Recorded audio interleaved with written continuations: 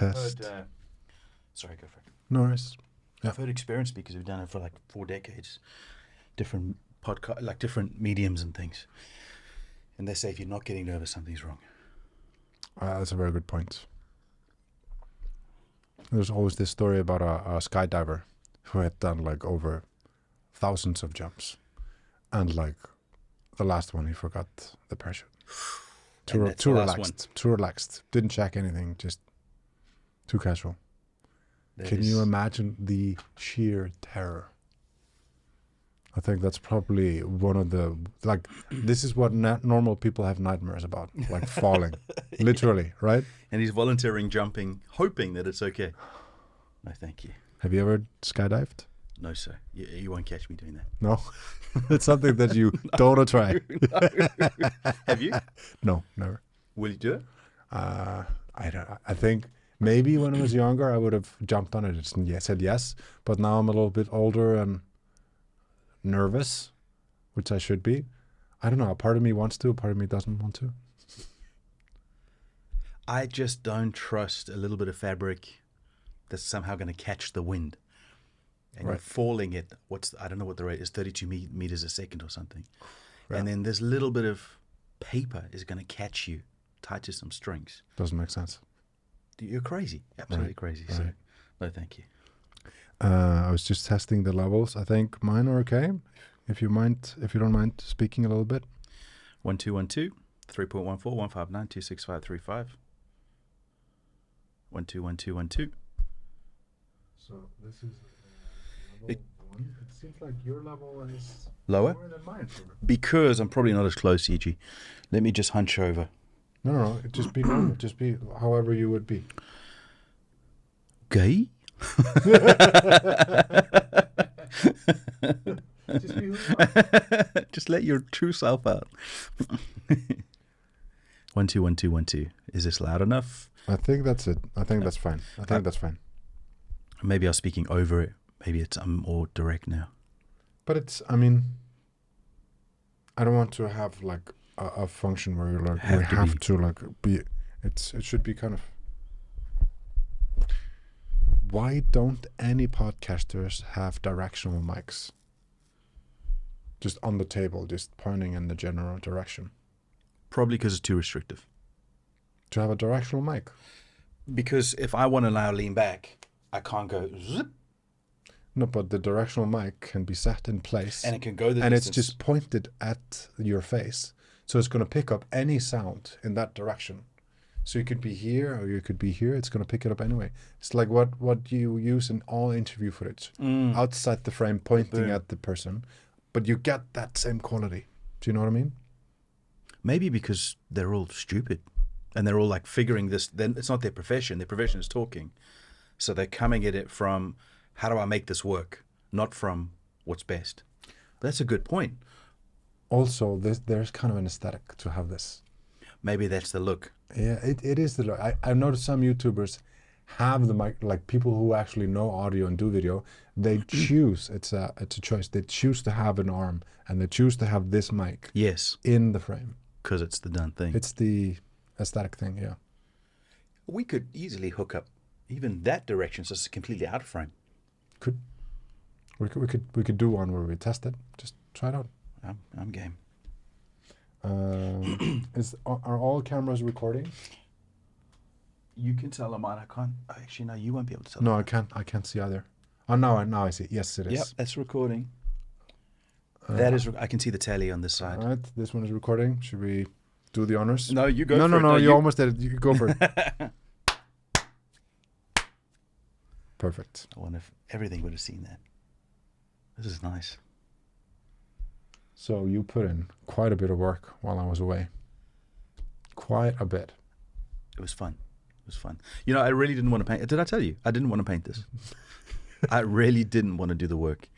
And one day I had 30 minutes because that's a mental block for me. Is like, I've got to have 4 hours. And to squeeze out 4 hours in today's world is impossible. So one day I had 30 minutes and I was like, let me just buy the brushes. So I bought the brushes and the paint and I did. And then the next time I had an hour, I was like, let me just get set up. And so I just I just eked it out until I had a bit of momentum, and I painted this half, and then I had a day-ish that I could move some things around, and then I painted that side. I called in someone to come help me, and they and we just worked for like I think 12 hours, or I worked for 12 hours. Got that side done, and then came in the next day to clean it. Whoa. So this took me 2 weeks. This side, that took me 2 days. I feel slightly worse now. I really, really wish you waited a little bit so I could contribute a little bit. No, I wanted to get it done. But for me, it was a lesson in doing something you don't want to do and then building that momentum. So rather than waiting for the 12-hour gap, take the 30-minute gap, do a little bit, and then build on that momentum. And then by the time I got there, I was in the flow. I knew what a pain it was. I knew it wasn't that bad. And so I just put the bullet. But I couldn't have started at 12 hours. I had to start at 30 minutes and then eke my way up. So for me, it was a great lesson. It reminded me how to get things done, like how to build momentum. You don't take a big step. You take a very small step and then build your way up. No, you're absolutely right. I think that's the way to do it. I think like exercise, my first YouTube video, like that's how it works. You just like, now I have this amount of time. Just take whatever time you have and do the best you can do with it, and then build on it. I think you're absolutely right. Was it us who was talking the other day where I was saying there was a guy who reads X amount of books every day, and he said, if you want to start reading, don't try and read 30 pages. He says, read 2 minutes, and then build up from the 2 minutes, because now you've got a habit, you've got a momentum, and then you actually will end up reading 30 pages or whatever. Right. But it starts from just that first little step.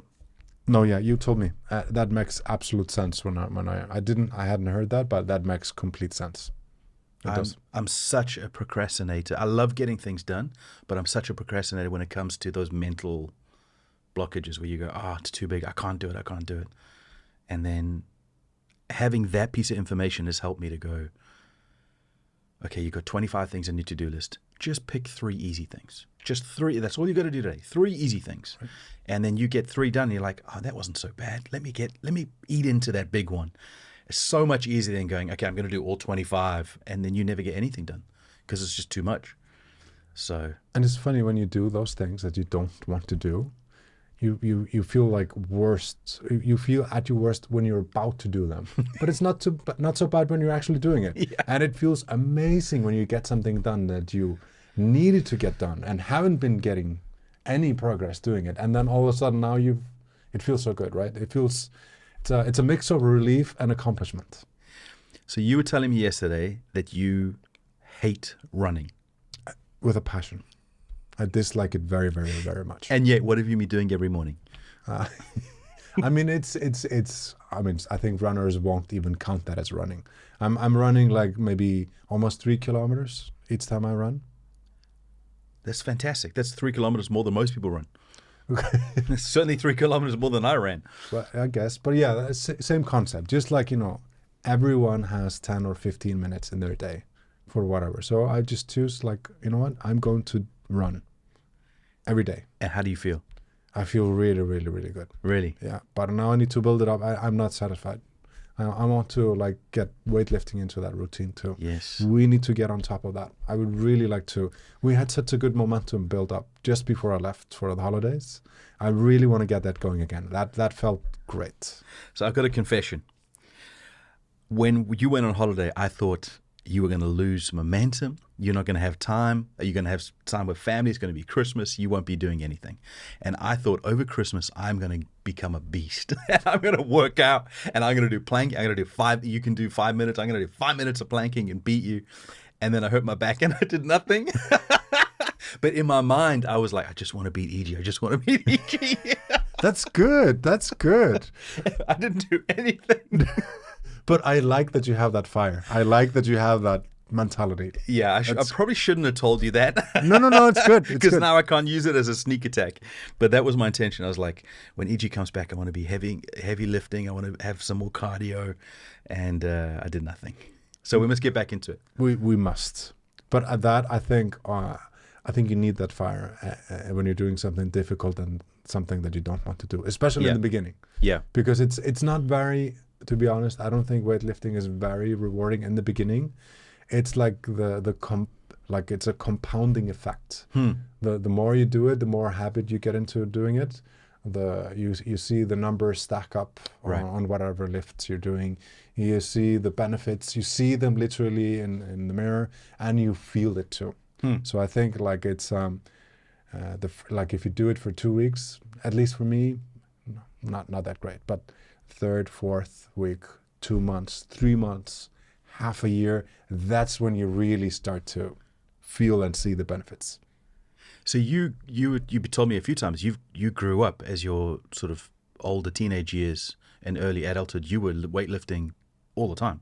I mean, that was basically your life, right? Yeah, that was my hobby. That was what I did with my free time. Yeah, definitely, for sure. Yeah, I miss it very much. I think it got a little bit out of hand, like most things that I do. And then it came to a point where I just had to choose. Okay, you can have this apprenticeship as an assistant to a photographer, or you can continue on your weightlifting journey. And I just picked photography. So it kind of derailed after that. So you stopped building muscles here and just built muscles here. Yes, exactly. But doing it now, even though we haven't been consistent, and that's mainly my fault, have you had that spark again where you feel good lifting? Not yet. It takes time to build it up. Okay. But the hunger is there. Like I want it. Okay. I really, really want to do it consistently over a longer period of time. Yeah. So that I get that sense of satisfaction during weightlifting, after weightlifting, and it's just like your everyday life is just better. Everything is easier. You just feel better about yourself. I think there's something to do. Just I don't know. If I do the dishes in the morning, if I go out running in the morning, I just have a respect for myself that I lose if I'm just a lazy bastard and don't do anything. And I just want to cut that out of my life. I don't want to have a poor opinion of myself. I like that. Yeah. Were your parents quite driven in that way, where they love to do things and be fulfilled? I think now, it was, I think they're very much like me, kind of keep to themselves, not super social people, but professionally very, very driven. But outside of that, very laid back and relaxed people. Because they're expressing that passion or that need to drive something professionally. So then they've got room socially to be. Yeah, it's completely different kind of gears. The intensity and everything gets expressed, or the energy gets expelled at work. And then when you're at home, you're like, my dad is a very soft, kind, nice man. But when he's doing anything professional, when he was tutoring me, borderline mean. Really? I mean, maybe he's used to working with university students, and then he's so tutoring his kids at elementary level. That could have been something to do with it. Or maybe I wasn't a great student. I wasn't a great student.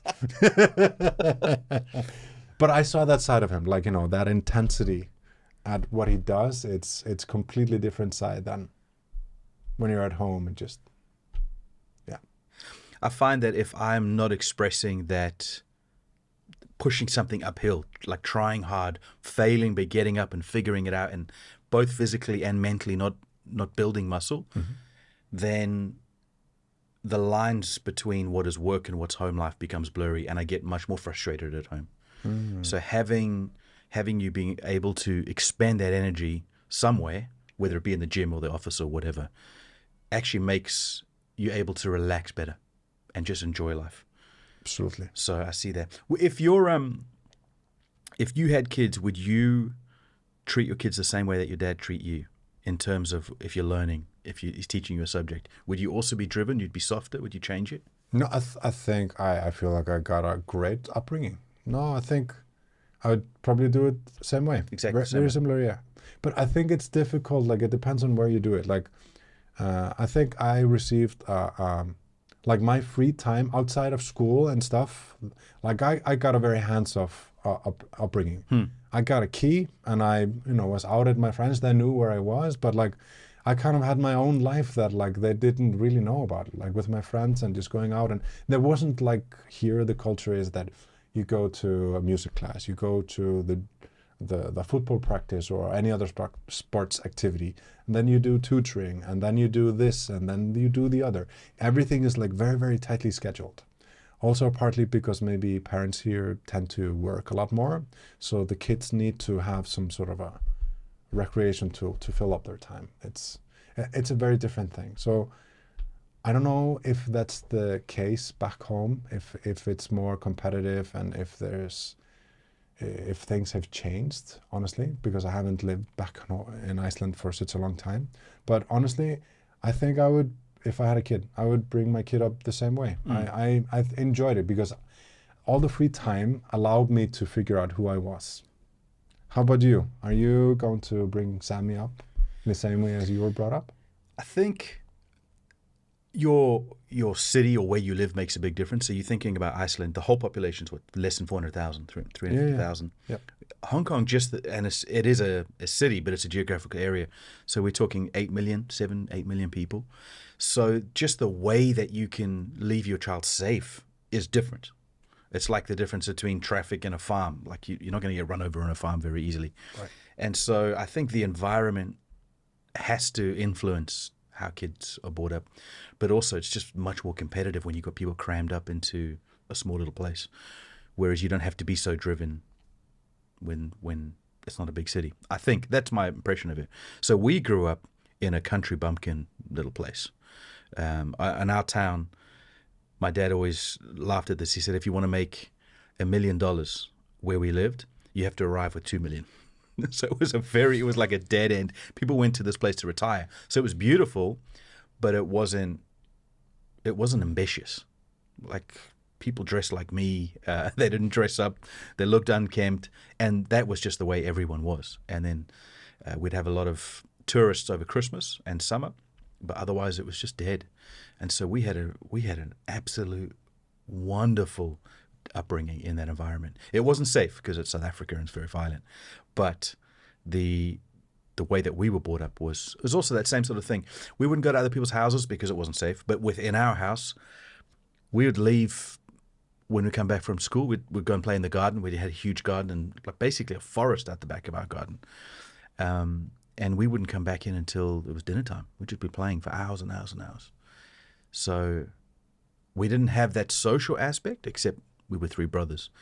But we had a lot of freedom. So the way I want to bring Sammy up, which is it's hard to do in Hong Kong, is very long leash. Like I want him to express a lot of that freedom and play and talk to people and try different things. But it's tough because there's a highway and there's a road and there's traffic and buildings and lots of stairwells. But to the degree that we can, I try and let him play. Are there things that you did in your childhood that you would not want Sammy to do? You don't have to go into specifics, just in general. No, I think my parents were so attentive. They really focused on us as kids. I mean, my mom would tell you to this day that her kids were her life. So they were very safe. I'd probably be a little looser than what my parents were with us. And that's not a gripe at them. It's just that we're in a different environment. It's safer in Hong Kong than it was in South Africa. So we can afford to be a little bit more free. So I'll let Sammy walk around. He's turning 3 very soon, but he'll walk around the corner. We can't see him, and I don't want him to see me. So I'll let him walk in the village and follow him secretly because I want to keep him safe. But he has that degree of freedom, whereas my parents would never allow us to walk through where we grew up. We'd get kidnapped, and they'd be around the corner waiting for 30 seconds to look again. It would be gone. Oh, wow. So yeah, I'd probably be a little bit more free. Yeah. How about Bunny? How does Bunny see like, you know? Bonnie is a mom. Yeah. So Bonnie and I currently are having this clash because Bonnie wants to make sure he's safe and he's looked after and he doesn't hurt himself.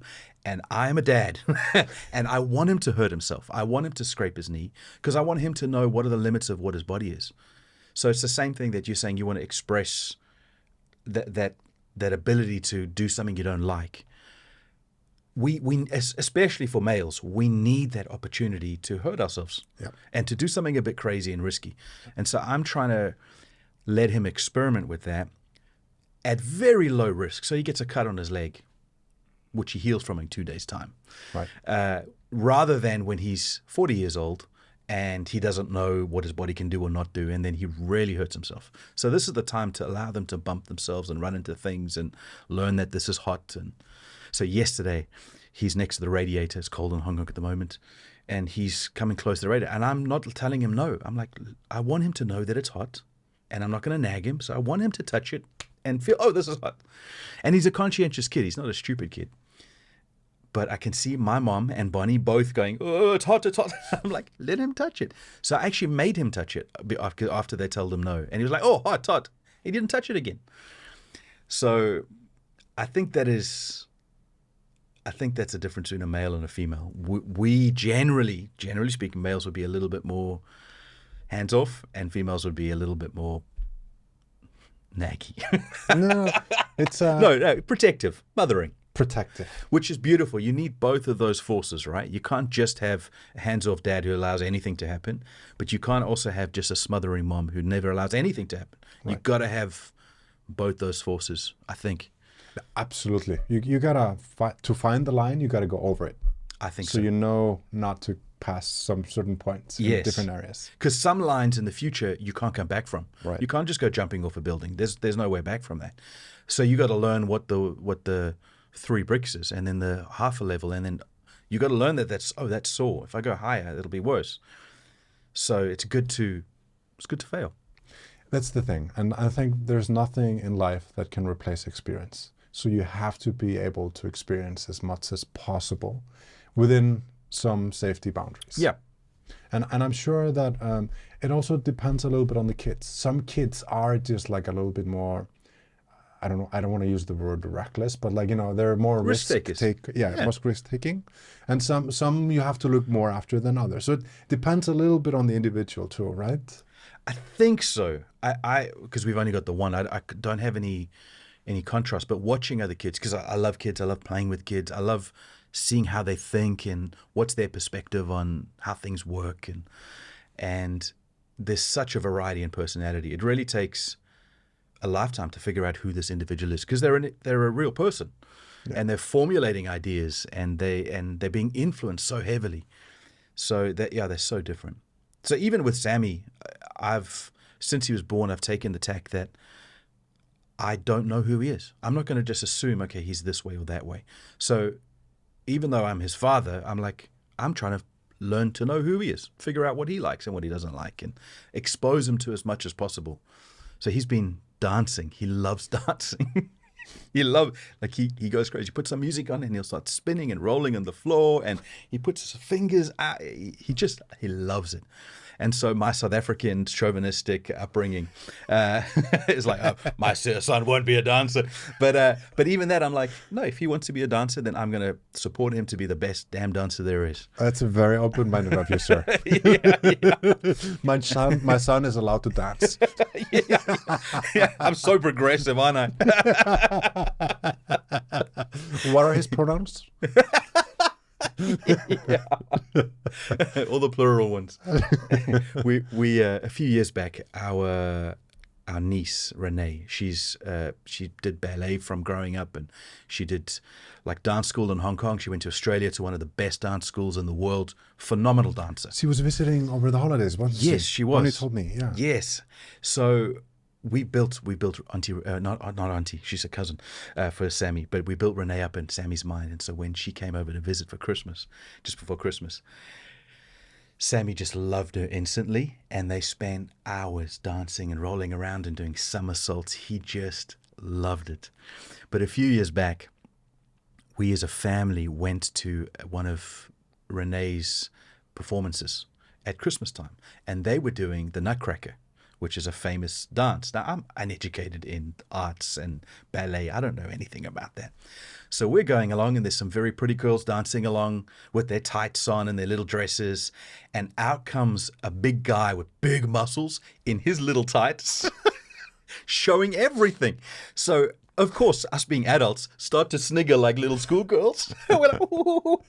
And so we're just laughing along. And Renee's sitting next to us getting so embarrassed. And she's like, stop it. Because she knows all these people. They're all her friends and dance partners. Oh, my goodness. And we're acting like children. It was hilarious. And then what we did is, not knowing what the play was called or the dance was called, we pulled up the leaflet and we all see Nutcracker. And that was it. We were finished. We were such an embarrassment. So that's my engagement with the dancing world. So when I see little Sammy dancing, I always think Nutcracker. That's my interpretation. It's so bad. But yeah. That's hilarious. Nutcracker. That's a perfect name for it. Yeah, exactly. Yeah, because all these girls have like very tight clothes on, and then the guy comes out and his leggings are tighter. Hilarious. Absolutely hilarious. How about social media? Do you have like, it's not time yet, but do you have an opinion on social media for Sammy? How you want to approach that? Because it will be, at some point, he will get a phone. I have no idea what the appropriate time is, but like at some point he will. So I would imagine you have to kind of develop an idea on how you want to do that when that happens. Have you seen the meme of the kid being shown a magazine where they're trying to scroll through the paper magazine? No, I have not seen that. It's hilarious. Interesting. Kids have just been so programmed by media. So I've got two competing thoughts, and I'm sure everyone will agree with the same ideas. One is, you want the kid to grow up, develop their brain as much as possible. Is it bad for their eyes? Is it bad for their development to be in front of a screen the whole time? Do they not learn interpersonal skills? There's that side. And then the other side is, the future is technology. The future is screens. If you don't know how to do an Excel spreadsheet, you don't know how to write an email or figure out how to do a little bit of code, like, you might not have a job in the future.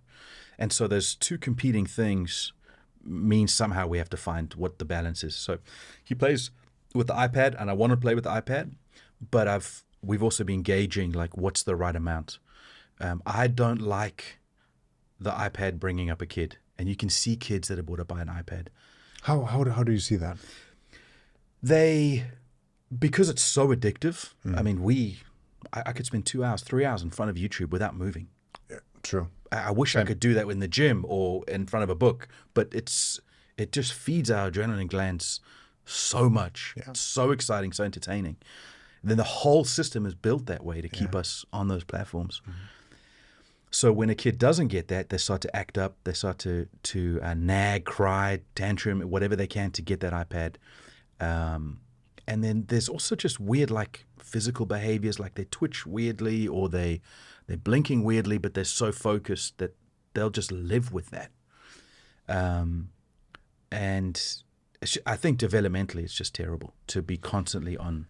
Also, I would imagine, now that you're saying this, it just came to my mind, like, depending on what games you play, depending on what channels you view, depending on your behavior on the iPad, other kids probably have their own behaviors. Like, what is there collectively to connect people? Like, if you want to make references or make jokes or I don't know, just make some remarks, just communicate with other kids. Yeah. How do you know that they're watching the same thing or doing the same thing? Like, everyone's kind of in their own little world. Exactly. Right? Exactly. And how do you learn that my world, when it interacts with your world in a certain way, whether that's good or bad? Right. So these COVID babies, which Sammy is a COVID baby, they don't know how to talk to each other. And so we've tried to introduce him as much as possible, which has been tough in Hong Kong during COVID, to other kids. But often they'll just run up to each other and stand there. And then they don't know what to do. They're excited, but they don't know how to engage. Mm-hmm. And so that just comes through practice. If you're just in front of an iPad or you just got a mask on and you in COVID territory, then you lose that angle. Do you think the class, the Tuesday morning class, has helped? Yes, absolutely.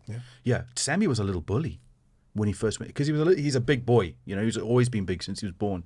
He's always been higher than average weight and height. And so he arrived at the class and he became the bully, which is not good. That's not good at all. So we've had to train him and teach him. So he loves girls. And so he'll go up to the girl, but he doesn't interact. So he doesn't just stroke the girl gently. He grabs and pushes because that's how he's wanting to interact. So now we train every time he comes before a class, like gentle, girl, gentle. Boy, you can punch, but girl, gentle. But boys need rough play too. Like, They need it. Definitely. There's something to that, for sure. Yeah. Yeah. Did you grow up being rough? I grew up being roughed up. I had 2 older brothers.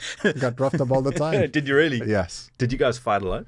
No, I mean, they were 9 and 11 years older. So, like, I was just, I don't know, they just, like, tickled me and, Right. like, just messed around with me, make jokes. I remember a story. I don't remember this exactly myself, but my parents, they had issues with my eating habits. I was super, super picky. Okay. So they had worked really hard on making me, like, getting used to chicken and accepting chicken.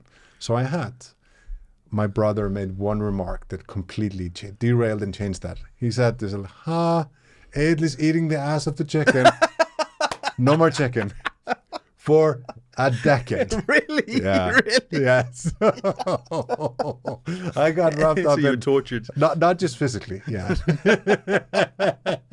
Like, I was going into the store and picking up stuff. Like, don't tell anyone, but like my brother smoked.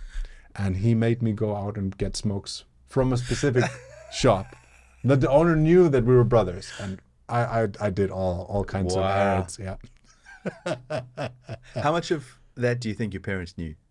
Probably not a lot. I don't think it's a bad thing because nothing really truly bad happened. Yes. There was no dodgy thing behind it. Yeah. It was just, I need this. My little brother, I can make him do it, so I'll make him do it. There was no bad thing that happened from it whatsoever. So it was completely fine. Yeah. I don't consider that as a mistake. I honestly think my childhood was almost too perfect. Like, you hear comedians talk about, like, having fucked up childhoods and going through all kinds of trauma and dealing with having crazy parents. That's what made them into who they are. That's what gave them the stories. I feel like I had such a perfect upbringing. I don't have any of that. I'm just completely level. Everything is just great. To the point of boring. It's uninteresting. Uninteresting. No mountains, no peaks. I need to get some more chaos into my life. That's what I feel like. You need your brothers to bully you again. Yes. Or I need to start bullying them now. Yeah, maybe. That's why you want to work out. Yes. It's funny to think back because maybe from your current perspective, or from your previous perspective, you may have thought your parents don't know anything, but maybe they knew things and they allowed them to go on anyway because they're like, this is healthy to grow up. You need to be exposed to that. I know people in South Africa who would disown their kids if they crossed those sort of boundaries. Whoa. Really hardcore. Not everybody, but they're just a few types of people who would be like. Is that just because the kids cross the line, that the community, or just like the whole, like, that was just something that no one would, like, you're not supposed to do that? Yes, yeah, like super, super religious, like Sunday, you don't go swimming, you don't prepare food, like real hardcore religious. And then societally, they get their credibility from behavior, kids are seen and not heard. Like some of those old school fashion values are really good, like well-behaved, polite and all the rest. But then we're talking this on steroids. Did you know any kids that got kind of ostracized? I remember being a 12-year-old kid, and in the group of friends, there was a boy who was 16 or 17, and he drank one night, like a Friday night. And I remember his parents throwing him out. And this is South Africa, so you can't just go and sleep anyway. You're going to get murdered. And they threw him out. And I remember him coming to the house. We were at a friend's house playing, and he was coming to the house in tears. And I remember thinking, this guy, like, he was an older boy and like he was strong and looking up to him. And then he came into the house crying. I was like, oh, something is seriously wrong. And it turns out his dad had disowned him. And it was temporary. And a couple of weeks later, they fixed it up. But like hardcore for a little thing like just drinking. Whoa. So, and then there's others will go and get drunk with their kids. It's just such a spectrum, right? Yeah, it's a huge spectrum. But yeah, maybe disowning would be a preferential approach. I don't think drinking with your kids is ever a good idea. You don't think so? No. Unless they're no longer kids. Have you ever seen your parents drunk? Growing up, never. Wow. Not once. Really? Never. Do your parents drink? Yeah, they do. Okay. Very, very, like small amounts. Very, very, very small amounts. Okay. And my dad even, I learned this after the fact. My dad used to smoke a pipe. Just tobacco in a pipe. Wow. I never, ever saw that. I never knew about that as a kid. I saw like his pipes on top of, like, you know, just like in the environment. But I thought that was something that he used to do in the past and he just owned them still. Oh, interesting. But then he stopped eventually, like, you know, Okay. maybe when I was in my teens at some point, he fully stopped. But Okay. before that, I had absolutely no clue. Interesting. Yeah. Yeah, it's funny. I don't. My parents never drank. At least, I mean, they used to tell us stories because my dad was in the army, and they used to drink, and he's been in car flips and all sorts at his own hands, whilst completely drunk. Whoa. So I remember that being the stories we grew up with, but I never really saw them drink much. They would drink a little bit every now and again, but yeah, it's just some people just grow up in just different environments. I think the first drink Sammy ever had, he was 3 months old, and I gave him whiskey. Why did you do that? He was teething. He had pain, and so I thought, we didn't have any like medication, so I thought, maybe 6 months old, but I thought, I put whiskey on their gums, that helps.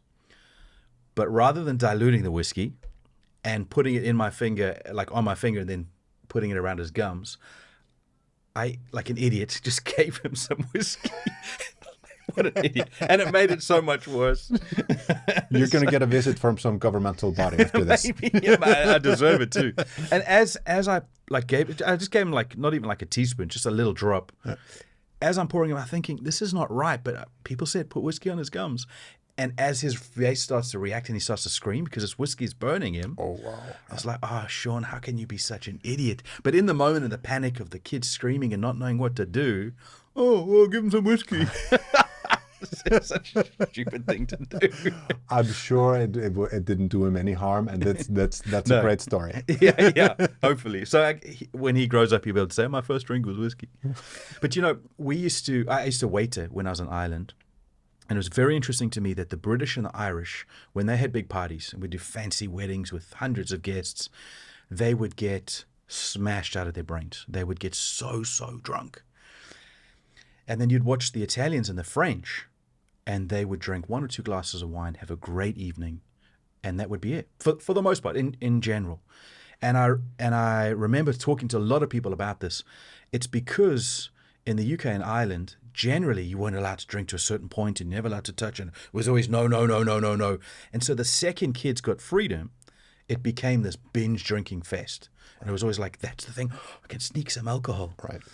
And then that became the way that people relate. So I socialize over this let's be naughty together.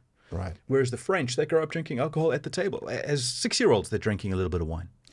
I think that that's a very good point, because I think the same culture as in Iceland. It's government regulated. You can't buy it out of regular stores. You have to buy it from a governmental shop. Wow. And it's very expensive. It's heavily taxed. Wow. And it's like, you know, quite strict, the culture around it. But yeah, at least when I was young, we tended to drink like heavy. When we drink heavy. Yeah. But like I think you're onto something. If it's not something special, if it's not kept away from you, then like if you just make it casual, then I think like it's less exciting. Yes. You don't have to overdo it. Yeah. It becomes less of that attractive, it's always sweeter when it's stolen, type thing. Yeah. And I think in general, watching the French and Italians and those sort of Mediterranean type people who grow up with a glass of wine on the table, they ate better, they finished their food better, they had an appreciation for good food because that's the culture. And this for the most part, wine wasn't the vice, it was a complement to a great meal. And it was never a taboo thing. I just think that's really positive. For sure. so I've seen people who are teetotal, you don't touch alcohol. I'm like, oh, well, that's not, I don't think that's healthy.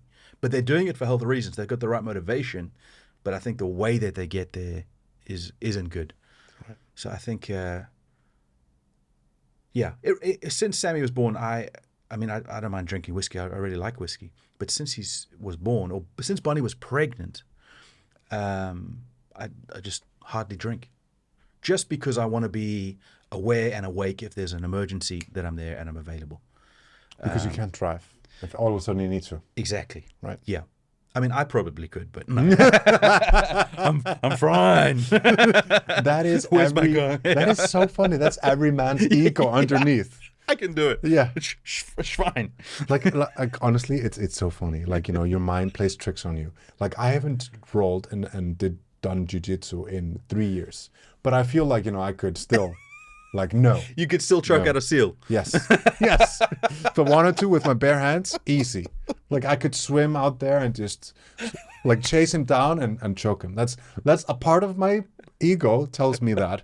But, like, another part of me tells me, like, are you an idiot? Yeah. It's so funny how that works. For context, a couple months ago, E.G. told me that in Iceland, in order to what's your becoming an adult, becoming like a man, confirmation. Yes. When you turn 13. And so I was all ears when he's telling me this. This is what you have to do in Iceland is you have to go and choke out a baby seal. And I thought it was so ridiculous, but then I also thought, I don't want to insult this culture. I'm not sure. And then as I played it in my mind, I thought, well, they obviously have seals in Iceland. And I worked in like 3 seconds, I worked my brain around to agreeing, oh, obviously this is a true thing. And just your straight face, you gave me no hint you were lying. And so I was like, oh, great. And if you don't choke onto the seal, you don't turn into an adult. You can try again in another year. So you started to explain this complicated system of how a year-long wait, and so there's big pressure. But I fully believed it. Can you imagine what kind of a complete mad society would be if this was the case? It would just be a bunch of adults that wouldn't be considered adults because no one could choke out a seal. No. Like, of all animals that don't have necks, why choose a seal? Because it's slippery and fat. Yeah. So ridiculous. I can't believe I believe that. But there are those cultures. I think most ancient cultures have some sort of rite where you go from being a boy to a man. You have to spend a night in the jungle, or you have to kill an animal or whatever. Yeah. I quite like that idea. Yeah. There's something, because if you think about it, a man is someone who can sustain himself and others. Yeah. And so he's not relying on mom to feed him, right, or the family to look after him. He's got to be able to do something positive. I think also it's a bonding experience when you do something difficult in a group. So like together, you're doing something that's very difficult and you're overcoming it together. And you can see the substance of people when you really push them to the edge. Some people really shine in those moments. Some people are just like handle it, and some people don't. Fade. And like you wouldn't necessarily be able to tell from just in normal circumstances what's the substance of a person unless they're really pushed. So there's a bonding element to it. Like sometimes people that you don't expect being like really, really mentally resilient are when push comes to shove, right? Yeah. So I think I agree. I'm very fond of that too. Like if there should be like some sort of a thing in our culture where people get to do something difficult in a safe environment where kids get to try something difficult and overcome it, because that's really what brings a kid to being a fully functioning person. Like, doing something difficult, not to the point of breaking or to the point of failure, but like to that edge, like intellectually, physically, socially, in any context, right? You need to push yourself to the edge, but not over it. That's the growth point. Yeah, I 100% agree. I think that's the difficulty with a lot of these Gen Z people growing up, is that life has been super. I mean, even our lives have been super easy. Yeah, they haven't been difficult at all. No. I mean, the privilege that I have is ridiculous, absolutely ridiculous. Same for me. Yeah. So we have to then try and manufacture that difficulty, which is great. I prefer it that way than having to live in a difficult situation. We want to make good times. We want to live in good times. But the kids these days, it seems like there's very little backbone, very little resistance or resilience in themselves to push up against anything because it's just been way too easy. I think also just like the living standards and luxury has just grown so much. I can't even imagine growing up with all the comforts and things that just normal everyday kids have these days. You literally just turn on your tap and water comes out of it. You push a plug and power comes out of it. You make a phone call and you don't even have to speak to someone. You tap a few buttons and food comes to your door. Yeah. You want to know something, you just speak. You don't even have to type anyway. Speak into the phone and it all comes to you. It's crazy. And you would have to wait until Saturday mornings for the cartoon show. Now it's just all day long, every time you want it on an iPad. You don't have to click next. It just automatically plays for you to keep you involved. Right. It's crazy. Yeah. Crazy. I think there's also something to being able to want something and having that wait until you can then get it. Then you build it up and you look forward to it and you get so much more out of it instead of just getting it immediately. Do you know what I mean? I know exactly what you mean. I'm very bad at that, but I know what you mean. Delayed gratification. It's so powerful. It is very, very powerful. They did an experiment with crows or a raven. All those birds are like one part of one species. And they were saying that that's one of the most intelligent animals.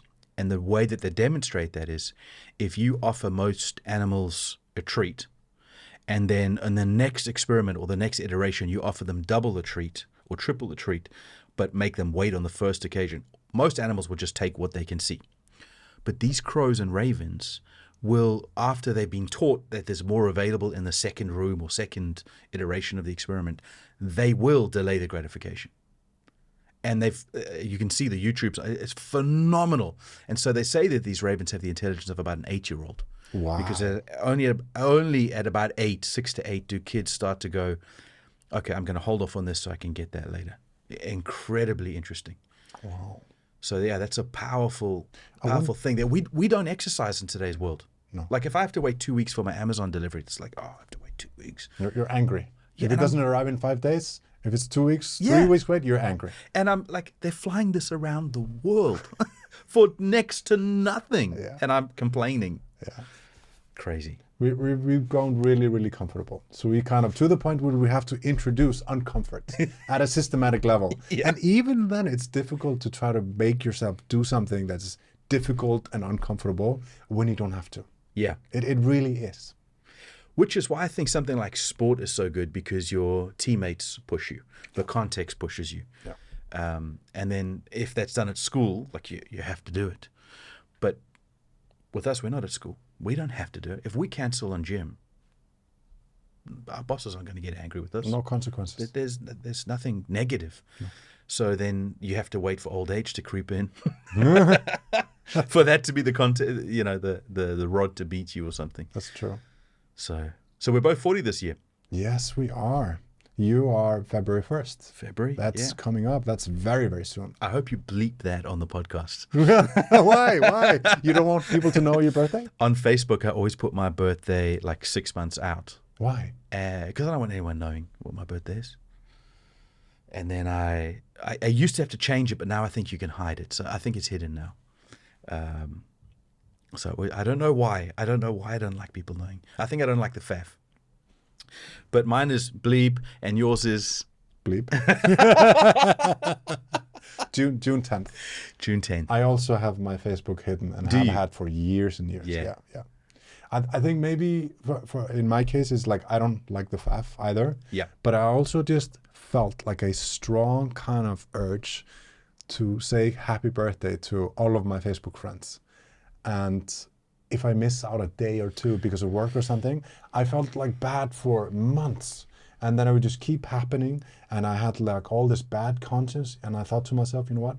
I have over 1,000 friends on Facebook. That's 3 a day. I can't do, this is not sustainable. So I'm just going to remove my birthday out of here.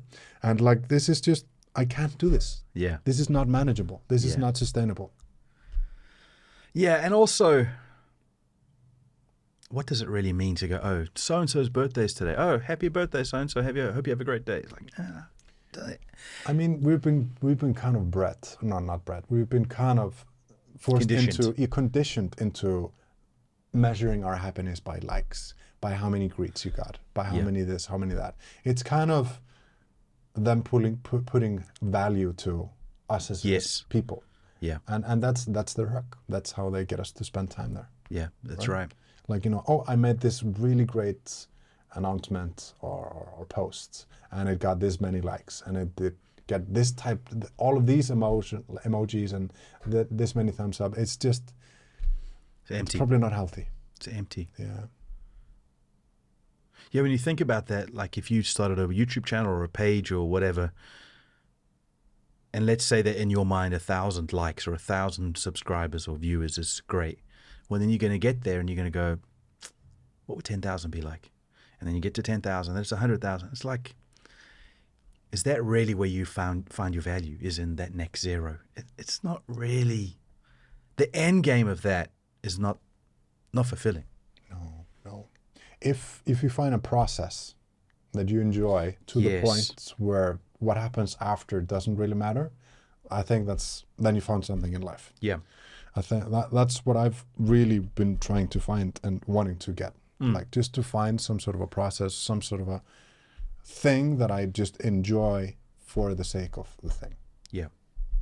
How do you get the balance between finding that process that you really enjoy and then doing things you have to do in order to survive and pay bills? And I'm still struggling with that. So I feel like, all of my interest in gear, like, lights, cameras, and all of that, and like I justify that as being like part of me just enjoys technology. Yeah. A big part of me just enjoys the abilities and the things that this can do. But what I tell myself is that like this allows me to provide my clients with a better service. I've unlocked this ability, and now I can do this. So you're lying to yourself. Partially. No. Not because some clients have no idea. They don't see the difference, and it doesn't really matter, right? Yeah. But still, like that keeps me motivated. That keeps me wanting to like do a better job, even though sometimes they don't notice. But yeah. Yeah. Do you ever feel guilty for having tech, or having too much tech that maybe you don't use as much? No, not really. I do feel guilty if I buy something that I think I'm going to use and then I don't use it. Then I feel guilty. Okay. But then I usually also get rid of it. Okay. Oh, that's good. Yeah. Okay. How about you? Do you feel guilty sometimes if you buy something? Always have buyer's remorse. Yeah. Always. It's such a problem for me. I hate spending money. I always feel like I could do something better with that money for someone else. And so when I spend it on me, I have no problem. I'd buy you expensive present, be so happy that I got you something. And even if you don't use it, I'm like, it doesn't matter. I got you something nice. Wow. But if I buy that same thing for myself, I instantly feel like, oh man, I didn't really need this. Man, you're a better person than me. No, that's weakness. I don't see that as a strength. That's weakness because... No, it's not weakness to be happy for others. What do you mean? That's not a weakness, but it's a weakness to not be able to enjoy something for me. That's not a good thing. Maybe you can find a balance between the two. I hear you. I hear what you're saying. Yeah. It's almost like it's not true at all, and I know it's not true, but it's almost like a hero complex. It's like, I'm going to help everyone else, but I don't look after me. That's such a bad... That's like putting on your mask. Like you think you're going to put on everyone else's mask before you put yours on in the airplane. But actually, you can't put other people's masks on unless your mask is on. Right. So, and I don't know why I've been conditioned. Like, it's my fault. It's not anyone else's fault. But I've allowed myself to be conditioned that way. But it's not a good thing. You're the opposite of a narcissist. Maybe it's just a full circle of a narcissist. Maybe I'm just another version of a narcissist. Oh. And I think that my helping others is where I get my value. I think the narcissist doesn't even like go into the perspective of others at all. But they do. A sociopath does worry about the perception. Does he? Yes. That's the psychopath doesn't care what other think about them. Or maybe actually they do. Maybe I've got it wrong. But the sociopath definitely cares about the perception that they have for others. And so when someone acts negatively towards them, they don't mind. But if the crowd starts to go, hey, man, you can't do this, they'll change the behavior to keep the crowd happy. Okay. But it's all to make themselves look good. Yeah, that's the one thing that Yeah. they care most about. Exactly themselves. Yeah. So maybe this, I'm just speaking aloud, just thinking aloud. How else do you speak if it's not allowed? Maybe the most common form of narcissism is just look at me. And maybe I've got a perverted form of narcissism where I'm like, look at me and how nice I am and how selfless I am. I don't think that's the case for you. I don't think so, but I think there's something in me that's broken that doesn't allow me to enjoy things for me. Does that make sense? I understand. It's like a where you're poverty going with it. mentality, but not for others. Just for me. But it seems like a really great way to go through life, to not purely derive pleasure from life by things that come your way, like things Yes. or experiences that happen for you, but you genuinely derive pleasure and enjoyment from seeing others being fulfilled and happy. That seems like a great way. That seems like a great person, honestly. That's how I sell it to myself, and that's true, genuinely true. But then also, if I ever met, like buying that camera, Jaden had to sit me down and say, okay, what about this? What about that? You need to invest. So it was another camera actually. He had to like convince me over a 2-week period to actually go and pull the trigger because I didn't want to spend the money on it. And then he came with me to buy it and like made sure I got, and he's like, no, get that lens, and I was like, no, I'll get the cheap one. He's like, no, get the right lens, sure. Like he had to baby me through that process. And then I bought it and I was happy, but I was also like, oh, I spent all this money. I don't really need this. No, but I mean, It's mixed up. There's something wrong there. yeah, that's. I was just going to say, who really needs anything, right? It's true. So sorry, I interrupted you. No. You're just saying that, like, you're almost selfless to a fault. Yeah. So, do you think it's cultural? Do you think it's more personal to you? Why this is the case? Oldest child, which hyper responsible, Right. like caring for others, and because you're the oldest child, you think my parents never put that on me. That's just an automatic response. But then also growing up in a society where politeness is emphasized in a good way. I really like that. This morning I was teaching Sammy, hey, say good morning. And so coupled just with what my nature is, and then societally just picking up some traits. Like all of us have negative things. I think that's just one of my negative things. And at least I think I'm aware of it, and I'm trying to go, oh, because I got nice stuff. Like I got 3 cameras, like ridiculous. It's more than probably 99.9% of people on the planet. And they're beautiful cameras. They're amazing. I don't know how to use them. No, you're putting them to good use. well, using maybe them this right podcast. But so I'm getting through it, and I'm learning to do it. But yeah, it's a strange thing to be. So that's why I'm asking you: do you ever feel guilty for having, like, enjoying tech and buying nice things? And your cameras are phenomenal. I mean, they're probably, outside of professional cinema cameras, they're probably the best cameras you can buy.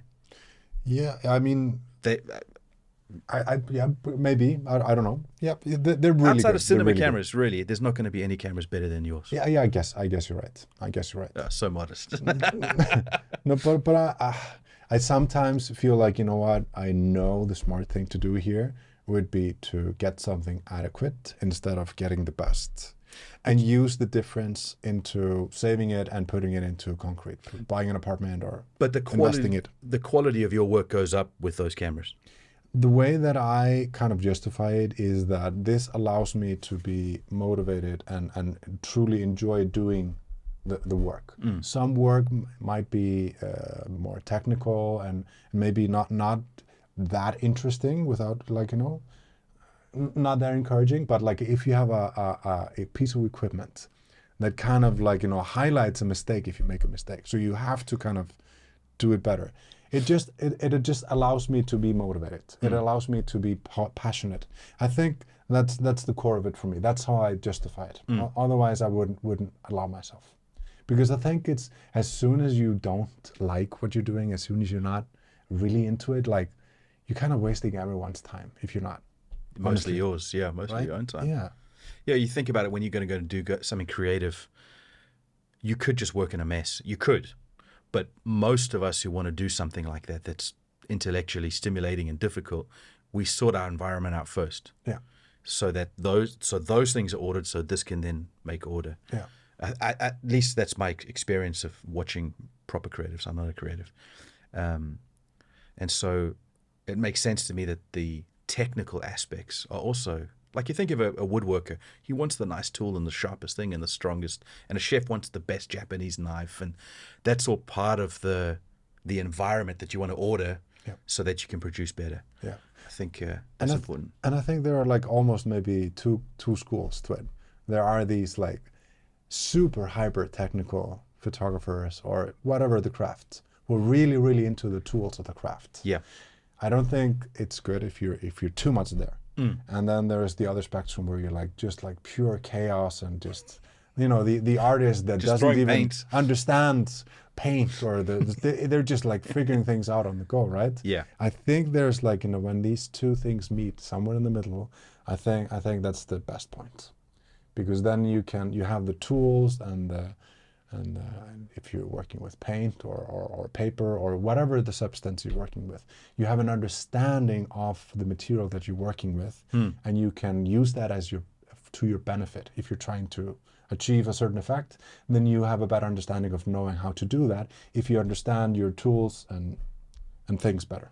Yeah. So I lean heavy just naturally towards the being like kind of really into the gear, but I'm really trying to push myself a little bit more into the middle, because I know that's where I'm going to get the best results. For 2023, have you got any creative agenda? I think I feel like just over time, just because I've been doing this for such a long time, I've grown too comfortable and a little bit lazy, if I'm being very, very honest. So I want to try to be more active. I think activity is the key. I really want to be more active in personal projects, because if I'm working on an edit and I'm just sick of the project for the time being, I need a break. Instead of just allowing myself to be sick of it and doing something else, I tend to just keep pushing and just keep, delivering it. So I want to try to strike a little bit of a balance in there. So I need to like take a little break from that project that I've been looking at for 7 days straight, and I can't see it anymore because I've been looking at it for so long, and maybe do a YouTube video, or maybe you go downtown and do like a little bit of street photography, and then come a little bit fresher to the project. I like that. Do you know what I mean? Yeah. Like, you can't justify like, this is what's paying the bills. This is the most important thing. I should keep grinding, but I don't think it's healthy. So my goal this year is to try to strike a little bit a better balance. And I'm hoping that's going to unlock me just being more active. I want to be more active. And also I'm hoping that if I just get on top of myself physically, if I just train every single day, however little, it can be 15 minutes, it can be 1 hour. If I train every day, I think that's also going to build momentum, just energy wise and mentally. I think it's going to be beneficial. It sort of sets you up. Yeah. Are you planning to train in the mornings? I've like, at the bare minimum, I want that to be the first thing that I do. Brilliant. Go for a run. Wake up, not have a coffee, just wake up. Just straight. Go for a run. Wow. Yeah. And Every then day. Everything else is on top of that. If I'm doing weights, I'm running and then I'm doing weights. Wow. That's how I want to do it. Let's see how sustainable this is. I've been doing this every day since I got back, but That's amazing. I want to try to keep doing that. How about you? Do you have any goals or things that you like to change or do differently this year? Fitness. I one of those, like what I was saying earlier about not focusing on myself, but able to focus on others. This year, and actually, it's not because of the new year. It's actually the end of last year, sort of October, November, when we started to work out. That I decided, no, I need to focus on me working out. This is important. My health is important. And I've sort of sacrificed that the last 10 years. I used to be very fit at school. I used to run every day. We used to basically sprint 3 or 4 kilometers because we were part of a club that was, you got a prize at the end of the year for how many kilometers you could run during the small break. The small break was like 15 minutes or something. And so you used to try and run as hard as you can to get your counter up, and it was a 0.5 kilometer course. So if the bell rang before you could start the next lap, then you were limited. So you sprint as hard as you can. That's how I grew up, playing cricket and rugby and football and every sport. We did everything. So the last 10 years trying to build business and try this crazy experiment out that we've done, that's been wonderful. The thing that's always been sacrificed is fitness, always. And so I hate the fact that I'm fat. I despise it, not because of the way that I look. That like I can live with that, like clearly. I don't care. What are you talking about? Beard is great. Just a homeless man. And you may think it's okay because we're in a Western world where this has become acceptable in the last 10 years. But in Chinese culture, this is not acceptable. Like, this is when you're going to shave. You know, for the most part, people are a little bit, your level of beard is still okay. It's designer. Mine is homeless. I wouldn't put that the same way, but your words. No, really. For the sake of argument, please. I've had Hong Kongers quite consistently come up to me and laugh and joke with me lovingly, but like, Sean, clean yourself. They're jealous. They can't grow their beards. They're jealous. They just admire your beauty to the point where they just get frustrated. There's a Chinese guy in our village who's much older. He's maybe in his 70s, who has like the long kung fu beard, and he knows it. He knows it's a kung fu beard. He's white. He dresses in the white sort of kung fu clothes. I just think he's such a character, and we'll just look at each other and like give each other the nod. And I'm so respectful of him because of his beard. And he thinks, oh, there's a crazy man over there. I like him. That's what you tell yourself. He's thinking. Yeah. He's probably thinking, let me just nod and get away from him. Or he could be like, oh, that's a beard. No. That's not a kung fu beard. That's a beard. Like, respect. Could be that too. It's funny, like how social, like how we place ourselves in society. So I think I'm great because I got a beard, and someone else thinks he's homeless because he's got a beard. It's hilarious. But yeah, so this year I really want to get fit. We started to get momentum last year. We had a few hiccups, but I think that's also part of that mental and emotional fortitude where you go, okay, I've got a hiccup. Let me just accept that I fell off the horse. Let me get back on and keep on trying. Yep. Rather than going, I can only have momentum if it's perfect. Right. Which is... Then you never do anything. Exactly. Yeah. Exactly. We talked about this, I think, 2 days ago, where I was watching a Rogan clip, and he was saying, I think we talked about it. Rogan was saying he hates getting in the ice bath. Right. He hates it. Yeah. And he hates going to the gym. He said, I don't know. And then most days he doesn't want to do it, but once he starts doing it, he feels good. Right. And that really, I knew that, but it sort of refreshed in my brain. This is important, and I've got to put the effort into just not relying on motivation, relying on discipline. Right. But discipline, if it's not there, like how do you put discipline in place? It's hard. I agree. But it's like, it's just like when you're obtaining skill in anything that you're doing. Yeah. It doesn't happen unless you do it consistently and over a long period of time. That's right. I think it's the same for physical. It just needs to become a part of your habit. I've been so sick of my excuses and why, like I've been meaning to getting back into shape for at least 2 years. And there's always something. There's always something. I'm just so sick of it. It's just like, now it's, you know what? Now it's time. Yep. It's just, it's happening. I agree. I felt like I hit that frustration point, not because of 2023, but in like October, November, and we just got to keep that going. So no, that's a great goal, and your health and your physical health, it has a great effect on your ability and how you think. Yeah, absolutely. Yeah, absolutely. Yeah. So this year, it's not about this year. It's just now we're in the zone where we're going to get fit. Yeah. So next week, going to start. What days should we do? Tuesday, Thursday. Tuesday, if that Thursday. Works for you. Yeah, that works. Is mornings okay? Great. Yeah. You sure? Yeah. Yeah. Should we aim for? Do you have the kids class at Tuesday mornings at 9:30 or 10? Was it? Yes. Yeah. Okay. No. It's. I'm just. No. asking. We do at 10:30. Yeah. Is it 10:30? Yeah, 10:30. So 8:30. 8:30 to 9:30 works. Yeah. Yeah. That gives us time to pack up and make sure everything's fine. Okay. Yeah. Let's do it. The only exception for us not to do it, we're automatically doing it. if we're not doing it, then we need to text. Exactly. Right? Exactly. So it's a default yes. Yes. Yeah. Let's because before it wasn't like that. Yeah. We're always But like, confirming. should we, shouldn't we? Yeah. But No, it must be it's default yes. Yes. I like that. Yeah. Let's do that. Cool. Yeah, this year's gonna be a good year. No, I look very much forward to this. Like seriously, this is going to change so much for me. I think one of the big things that I'm really excited about in this time now, and again, it just happens to be in the beginning of the year, is this studio. Mm-hmm. Just the fact that we've reconfigured it, it's painted now, it's looking good. There's like a refreshed passion that we get to play. Got the softbox up, thinking about like Bonnie doing some music. I wanted to play with some YouTube things, but then also for you, I think you could really make your YouTube channel much bigger than it is, like a revenue source. And so I'm excited to see some of the videos that you can bring out. I'm very encouraged to hear you say that. Thank you so much.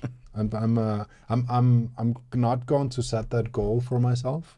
I'm not going to try to think too many steps ahead. I'm not going to try to act too much for like, doing A and having B to happen. Yeah. I just want to focus on just like genuinely I'm interested in the gear, making comparisons and understanding it, and just like why not just make it into like a format. Yeah. So I'm genuinely, and I'm so happy to have like this amazing space to be able to do that in.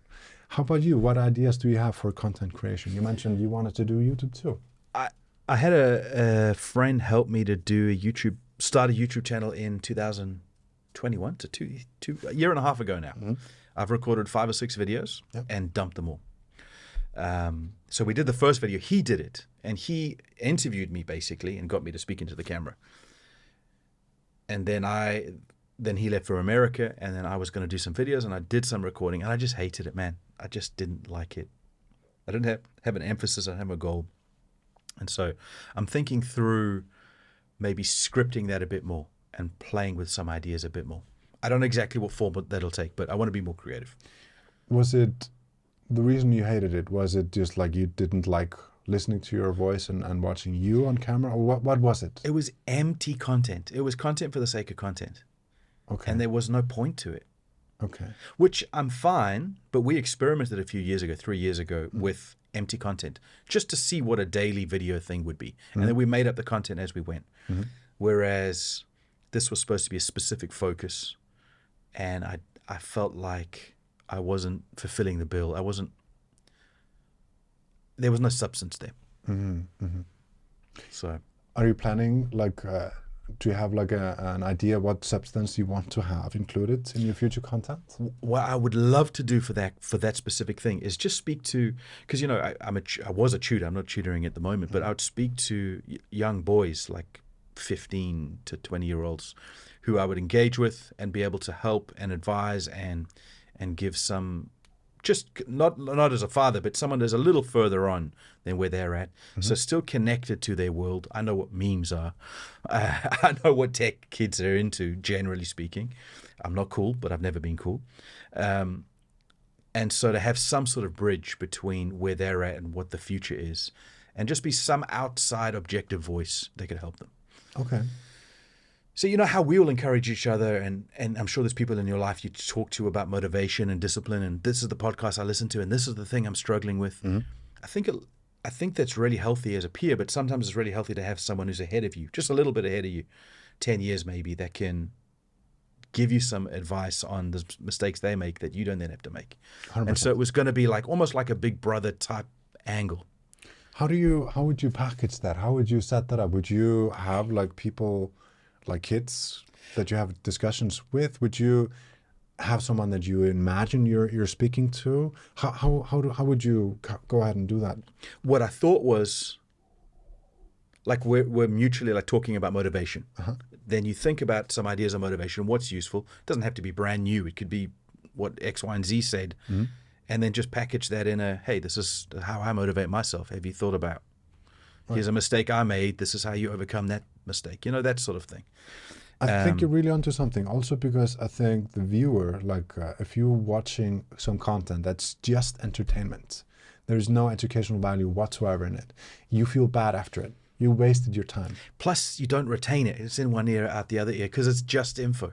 If there's some utility in it, if you learn something from the content, then you don't feel bad afterwards. You actually, you got something from it. That's right. So I think the YouTube algorithm is probably geared towards that. Yeah, I mean, that wasn't my main intention. My main intention was genuinely to help some guys that I know that would be useful. But I'm not against playing the algorithm. I think some of the things we've played with, I'm sure you have as well, have tried to figure out what the algorithm is and how to capitalize on that. Mm-hmm. So, but every time I put the camera on myself to manufacture this content, it didn't feel authentic. It didn't feel genuine. Then I try to make videos on the fact of what authenticity is. And I got in this loop and I was like, I've got real business to do, and I'm stalling on something creative that I can't do, that I know no one would care about. So why am I doing it then if my purpose is to help other people? So I just didn't do anything. I haven't even thought about it for 8 months. But now that we've got the space, I'm like a little bit more willing to experiment, even if I can it again. So we'll see. I think it would be very encouraging to see you do YouTube videos too, because then it's like, then I have like more of a pressure to do actually and produce something myself. Okay, so if I do a video, then you'll do a video? It will be very encouraging for me if you were like being active and producing stuff. And like here I am just doing work for others and not producing any content. That's a great manipulation tactic. It's going to work. I'll do something. No, I'm going to use it as an encouragement for myself. Honestly, I will. Okay, I will put something together. I think we've got such an opportunity. We've got such a platform. We're in such a privileged position, and it's also just fun. Yeah, it's just fun. So I think I got myself into a corner, and I didn't know how to get out. And so the best thing for me, or I should say, the easiest thing for me, was just scrap it. So I don't even have a corner anymore. But I want to circle around and come back to that and see what I can do. That was the point of it too, was just to see what works and what doesn't work. And I got so locked into myself and just so stuck that I didn't produce anything. And yet it was so easy, because Tom, the guy who helped me, it was so easy to be with him and do it. And he actually edited and cut it together. He made it look amazing. He was brilliant. And it was just easy for us to make it happen. But the second then that inspiration and that initiation became just me, I felt stalled. Right. I just felt like, this isn't working. So anyway, we'll see what we do about that. And I've got some other ideas that I might play with, but we'll see later into the year how it goes. It sounds great. I think like activity, no matter what, I think as long as you're active, as long as you're trying something. Because if you make a mistake or if you make a shitty video, I'm sure you learned a ton of the videos that you ended up scrapping. 100%. Right? 100%. Yeah.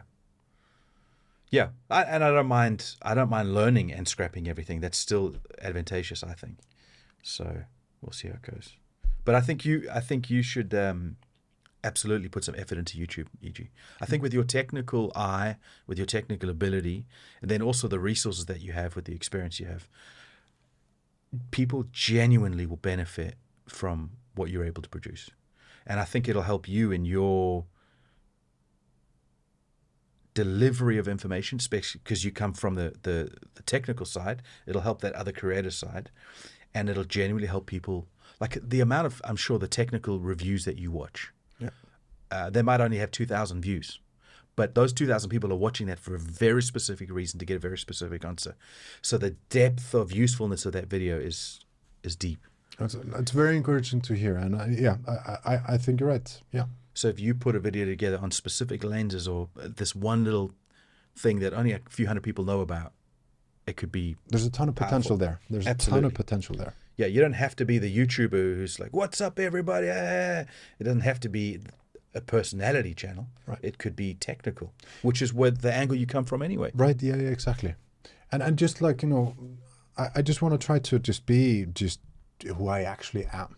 Like, you know, I don't want to just kind That's of... not a good look No, for that's you. not a good thing. That's not, we got to talk about this. No. Anyone but you. Anyone but you. No. I like that. I think that's the only thing that's sustainable. Yeah, because otherwise, like, you know, you're just like, you know, putting up a face. You're just like, there are so many people that I just cringe a little bit when I watch them because they're putting so much energy into it. It's just almost too much, but yet they're super successful, and it's, you know what, they pull it off. When you watch MrBeast, I'm so impressed by his intellectual capacity and his overview of what YouTube is and how to play with it. It's so technical. But then you go and watch one of his videos and he just goes, "What's up, guys? In this video," he doesn't even say what's up anymore. "In this video, you're going to see," and he's got his YouTuber voice on, and he knows the first 2 seconds you got to hook them in. You give them some explosions, Right, or whatever it is, yeah, and then he's got such a specific formula he plays through, and he's playing the algorithm, right, but it works. And it allows him to do what he really wants to do, which I think is phenomenal. And you can also see in podcasts, that's actually who he is. That intensity and that level of energy is just who he is as an individual.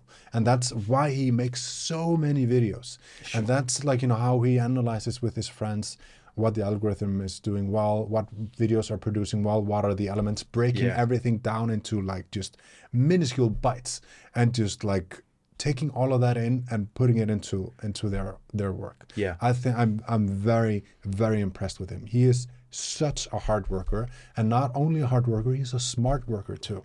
Brilliant. He is super analytical about what he does. Yeah, very, very impressive man. I think he's brilliant. Yeah. I started watching him when he was just under 3 million subscribers, and I remember he would do like 3 million subscribers get, I think, 3 million pennies or something. And then it was like 5 million, you get 5 million cookies. And I remember him going through those things, and then he stopped doing them because he was growing so quickly. And I remember watching, thinking, here's this kid who's got a few, like when you only have 2-3 million on YouTube, it's not a big channel anymore. It's profitable for that individual, but it's not worldwide known. Mm-hmm. And I remember watching him thinking, this guy is phenomenal. He's got this formula figured out. He's got a great team around him, and he just grew and grew and grew. Of course, everyone knows him now. But outstanding individual, and it's that like hyper focus on, this is the game I want to play. This is how I want to play it. I think he also thoroughly enjoys the game. Yes, he thoroughly enjoys trying to make an improved product. Right. He makes a profit. He does well, and then he puts it all back into it to make it better, bigger, more impressive. He builds on it. He's not there just to recreationally do this. This is he enjoys the process. I think he found it. Yeah.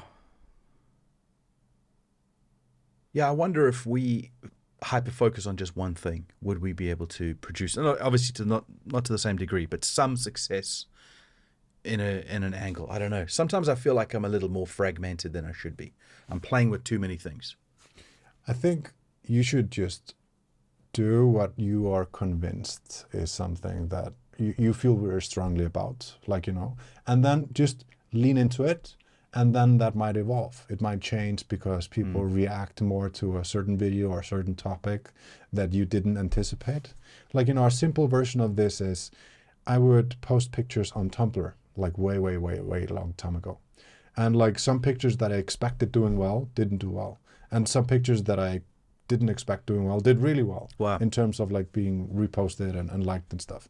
I think content creation on YouTube should work similarly, right? Because we don't really know. It's so we can't see the forest for the trees. Because like, you know, it's difficult to assess you when you are you. Do you know what I mean? Yeah. There's no objectivity there. Yeah, and the topics and how you approach the topics, like there's so many variables. You kind of have to like just throw something out there that you think is something, and then just gauge the reaction and gauge the views, and then also, you know, you from your own perspective. Maybe a couple of weeks later you see like, oh, I should have, you know, done that differently. Do you know what I mean? Yeah. Yeah, and you have to be focused and invested in that in order to play the game that way. Yeah. Yeah. Yeah, that's my fear, is that there's an approach to life that Some people hyper focus, but the problem is if that thing stops working, then everything stops working. Right. And then others spread the risk to 10 different things. Yeah. Also, with my short attention span, I like to initiate and then I get bored.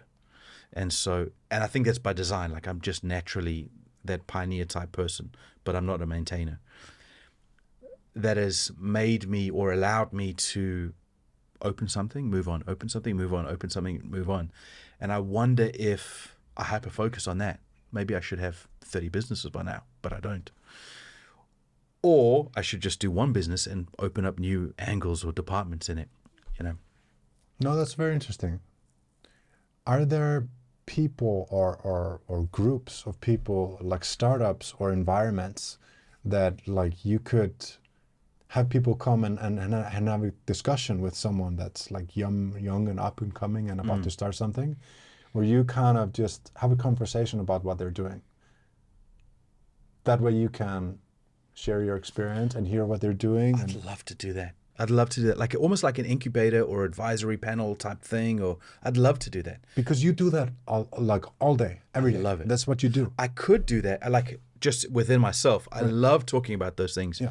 And if I can be an inspiration or be inspired by someone, I think that's such a privilege. I don't know how to do that. That's why I thought the YouTube channel might have some elements of those self-development or business help or something. The problem is I'm not a successful, like, millionaire type business person. You are successful within your field. You really are. Yeah, very small field.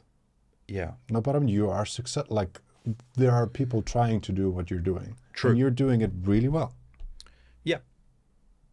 Yeah, but there's no scale there. But anyway, that's neither here nor there. I think.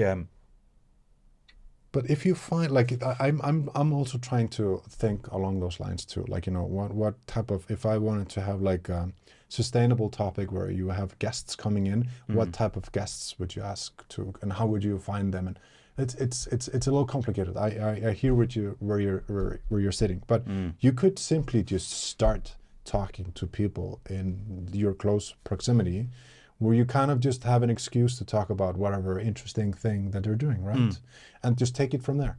Well, that's pretty much what this is, right? Right. But I mean, we've got no aim, we've got no agenda. We're just talking. We're just friends. Yeah. And that's fine. That's totally fine. Yeah, there could be some value that's extracted from that. You could use the exact same setup here. Yeah, exactly. Yeah, exactly. Yeah, I said to a few family members last week, I'd love to do, because we were doing the Whaley podcast. Shout out to our 6 viewers who are still listening. No, I said to them, no, we must do it again, because I think we haven't done one for over a year. Yeah. I think that is a really, really, really good idea, because not necessarily, it might not provide that much entertainment or value to other people, but for you as a family unit, yes, you can go back in time and watch it again. Yeah, it gains value with time. I was watching your Christmas video, your fireworks. It was beautiful. It was just chaos. It's not something that I was. It doesn't look like chaos on the video. Oh, it doesn't. I mean, 7 grandkids. Like, my brothers have 7 kids, and just fireworks and just like running and screaming and playing and food and this and that. It's just, but to me, like, you know, it's just like I think those types of videos, they have not that much value now, but like with time, they absolutely do. Yeah, and that's why I do them. That's beautiful. You've done one. Is it one or more than one similar to that last year? I've done one every year since 2016. Okay, I obviously haven't investigated your channel no, enough, it's because I've seen one that I think I watched last year, and then of course I watched this year. Yeah. Spectacular. I mean, you filmed it so well, Ichi. It's like a montage, like a movie. It's so cinematic. I think you're being entirely too kind. I think. No, it's great. It's got a mood about it, and it's got a pacing, and it builds, and then it's just beautiful to watch the kids having fun. And glad you see it that way. I'm glad you see it that way. Over the years, that's just going to be from a professional standpoint. I'm not that proud of it. Okay. But I'm trying to just like, this is for family. It's family, yeah. No, it's beautiful. Yeah. It's beautiful. Yeah. No, I think you should do another Whaley podcast for the same purpose. It's good for just for the future. Yeah, absolutely. One of my favorite bits that I filmed was we were trying to do a weight loss challenge a couple years ago, 2 years ago, and I gave Sammy the GoPro. And he was filming himself, and he ran down the hallway over here. And so it was so cute because you can see him like he's stealing it from me. And he's running and the head's bobbling, and it's terribly filmed, obviously, and the color's all bad. But it was just so every now and again he'll ask me, Bubba, can we watch this? I'll go and put that little sequence on. It's like 1 minute of him running up and down the hallway. Very cute. And so I get that like nostalgic value in those moments. So it's important that we do that. You think about how much access we have just with our phones. We can just take moments. Yeah. And I never used to take photos before Sammy. Not of family and all the rest. Now my phone is just filled to just Sammy. It's ridiculous. I've become one of those people. But it's valuable. It's especially now, things change so quickly in a kid's life. In a few months, in a year. A year is forever, right? That's right. And you don't notice the time just like because you're there every single day. Exactly. But like you notice the time in the pictures and the videos. You really notice the time there. So you must notice with your nephews and nieces when you go back every year. Oh yeah, They've big changed difference. Significantly. Big, especially over COVID, because usually I would go twice a year, but now I've only been able to go once a year. Yeah. Hopefully that's going to change now. But like I've noticed like a big difference every year, like a huge difference. Do you Skype or Zoom or whatever them regularly? I talk to my brothers regularly and my parents regularly over phone. Okay. But because the time difference is so big. What is the time? It's 8 hours? 8 hours. Okay. So like, when I'm like, they go to school and they're like busy until 4 p.m. And then it's just midnight. It's midnight here. Yeah. Like, so I can do it during the weekends. Right. Like, when my brothers go out with their kids and do stuff, then I sometimes get FaceTimed and they see me and I see them, but it's only during the weekends. Yeah. Yeah, it's fun. It's amazing that we can even do that. Yeah. How long are we? Like 1.5 hours? What time did we start? Yeah. I think that's good, E.G. Unless you got something you want to... No. I just I saw you looking at that direction. I thought you were reading the time. No. I was reading the time here. Oh, okay. That's where it is. I was thinking, how long have we got? So we got 1.5 hours. I think that's good. Unless you got something else you want to talk about. No, not that I can think about now. Should we try to aim to do one once a week? I'm keen. Let's do it. We can just build momentum, and I really feel like I need to get better at communicating, and this is really helpful for that. I think it is. I think it's very good. I think actually I was surprised at how comfortable we were today. Yeah, me too. It just sort of worked. I'm conscious of this, like the distance. Yeah. But besides from that, I think it's been good. Also, if we do it once a week, then we also have a pressure to like now we can try the different lighting and we can try this or that, or like it gives us like movement and gives us an opportunity to work on things in between. How long has it been since our last one? Must be at least 3 months, maybe 4. I don't remember exactly. It's been a long time. Yeah. Even for could was it October? No, it may have been. It was before COVID, right? Wasn't it? I think it may have been in August or something crazy. Anyway, way too long ago. Yeah. Way too long ago. Yeah, I'm happy to do once a week. I think it would be really beneficial for us. Yeah. And we can experiment with different things. So I love the setup today and all of this. Me too. It'd be lovely that we can get it where we just go camera, lights. Right. Or camera, mics and lights.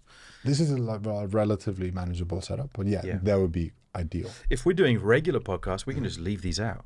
We could. Even. Yeah. Should we? We could. Yeah. It's fine. Yeah. Awesome. Cool. All right. Thanks a lot for this one, man. Thank you, man. Felt good. No, it's really good. I really enjoyed it. Me too. I really enjoyed it.